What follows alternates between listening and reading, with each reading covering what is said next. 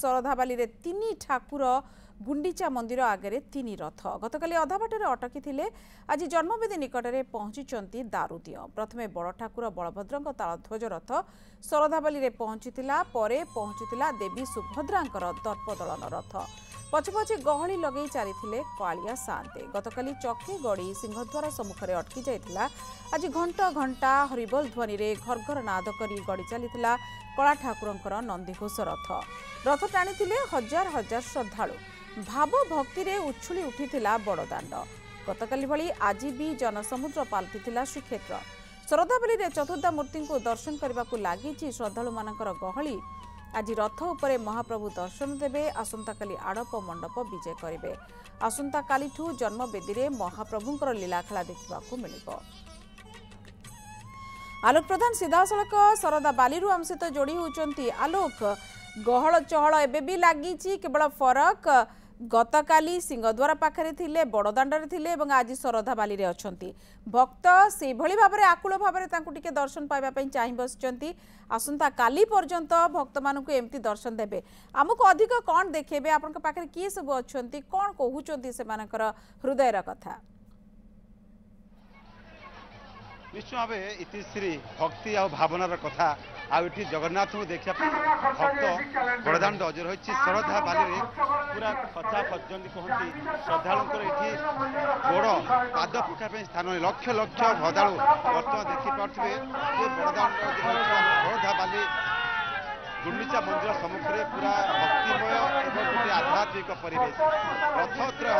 नंदीघोष दर्पदलन तालध्वज दंडामान चतुर्धा विग्रह रथारूढ़ रही रथारूढ़ चतुर्धा विग्रह को दर्शन करने टे सानिध्य लाभ करने भक्त बड़दाण्ड को आसुँच शरधाबाली को आसुँच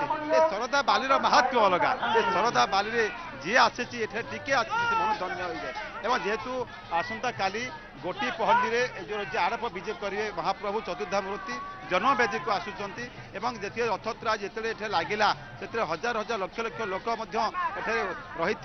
देखिपे कि भाव बर्तमान बलभद्र बेश कि चली कि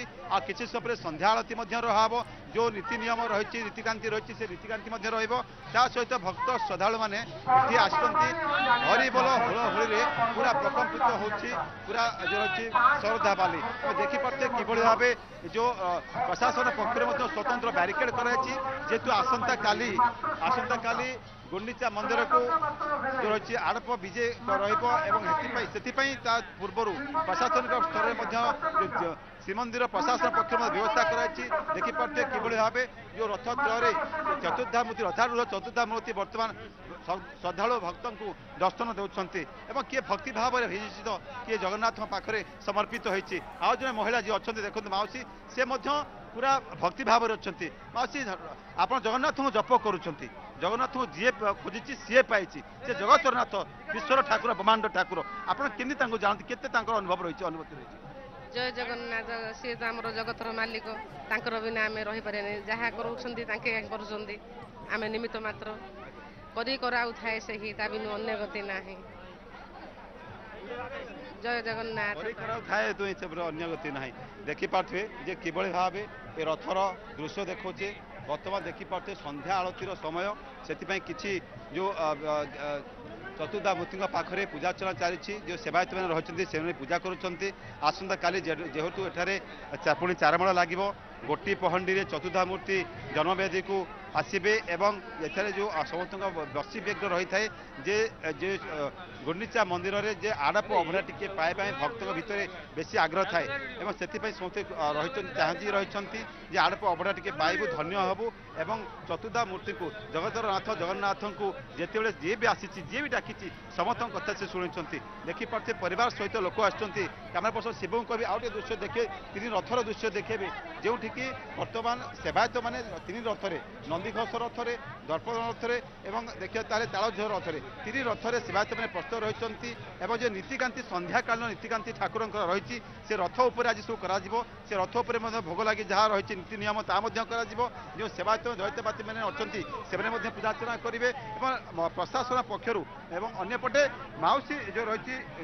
गुंडीचा मंदिर को फुलरे फुलरे सुसज्जित कराई एवं समस्ते एठारे टिके सानिध्य लाभ करने प्रभु जगन्नाथ सानिध्य लाभ करने समस्ते एठारे चाह बसती अनै बसती माउसी आप कौटे आते खुशी लगुच आप केते आनंद रही बही तो आनिले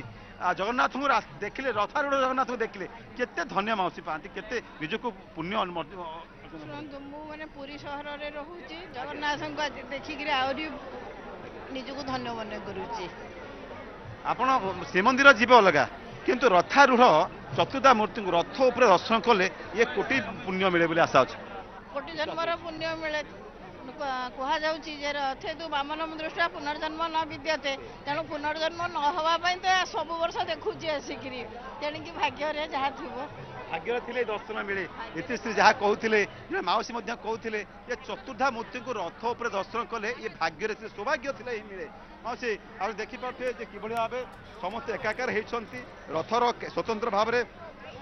कड़न अंपटे जो संकीर्तन मंडली से हरिनाम जप कर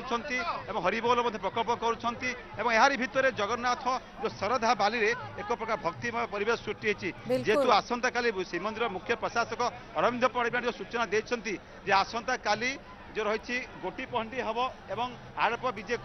आड़प विजय पहंडी रही से स्वतंत्र व्यवस्था होती कि भाव चारमाल जो भई सेवायत पक्ष चारमाल बंधा जीव एवं जो रही आड़प विजय करने गोटी पहंडी आसवे बर्तमान देखिपे महाप्रभु जगन्नाथ पाखे सांध्य आलती कर सेवायत मैंने